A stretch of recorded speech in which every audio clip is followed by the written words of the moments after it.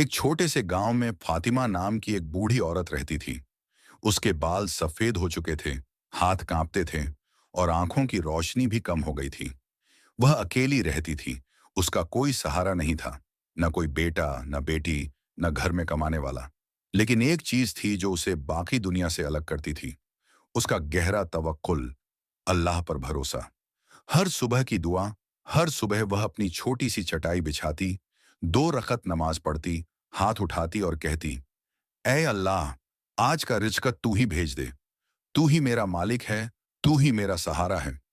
ये देखकर गांव वाले अक्सर मुस्कुराते और कहते, अम्मा, इस जमाने में सिर्फ दुआ से घर नहीं चलता।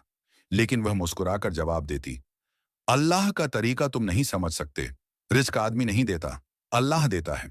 एक दिन का इम्तिहान एक दिन ऐसा आया कि घर में खाने को एक दाना भी नहीं था। पानी का घड़ा भी खाली था। फातिमा अम्मा ने फिर भी नमाज पढ़ी और वही दुआ दोहराई। उधर गांव के 2 शरारती लड़के उसकी बातें सुनते थे। उन्होंने मजाक उड़ाते हुए कहा, चलो आज इसका रिज़्क हम ही भेज देते हैं, देखते हैं कैसे अल्लाह लाता है। उन्होंने बाजार से रोटी, खजूर और थोड़ा दूध खरीदा और रात को चुपके से उसके दरवाजे पर रख दिया और दूर खड़े होकर हंसते हुए बोले, देखना, सुबह अम्मा कहेंगी अल्लाह ने भेजा। सुबह का करिश्मा। सुबह फातिमा अम्मा दरवाजा खोलती है और खाना देखकर उसकी आंखों में आंसू आ जाते हैं। वह हाथ आसमान की तरफ उठाकर कहती है, या रब, तू कितना रहम करने वाला है, तूने मेरी हाजत पूरी कर दी। दोनों लड़के दौड़कर आ गए और हंसते हुए बोले, अम्मा, ये रिज़्क अल्लाह ने नहीं दिया, हमने दिया है। हमने देखा कि तुम रोज दुआ करती हो, तो हमने मजाक में रख दिया। अम्मा ने मुस्कुराकर कहा, बेटों, मुझे पता है कि तुमने ही रखा है, लेकिन यह बात भी याद रखो, अल्लाह जब चाहता है तो रिज़्क देने के लिए शैतान को भी इस्तेमाल कर लेता है। तुम्हारी नीयत भले मजाक की थी, मगर भेजा मेरे रब ने ही। लड़के हैरान हो गए। अम्मा की बात ने उनके दिल को छू लिया। तौबा का वक्त दोनों लड़कों ने शर्म से सिर झुका लिया। उनमें से एक बोला, अम्मा, आज हमें समझ आया कि अल्लाह पर भरोसा रखने वालों को कभी अकेला नहीं छोड़ा जाता।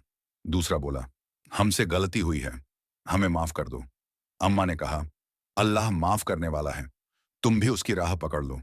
उस दिन के बाद वे दोनों लड़के रोज अम्मा की मदद करने लगे।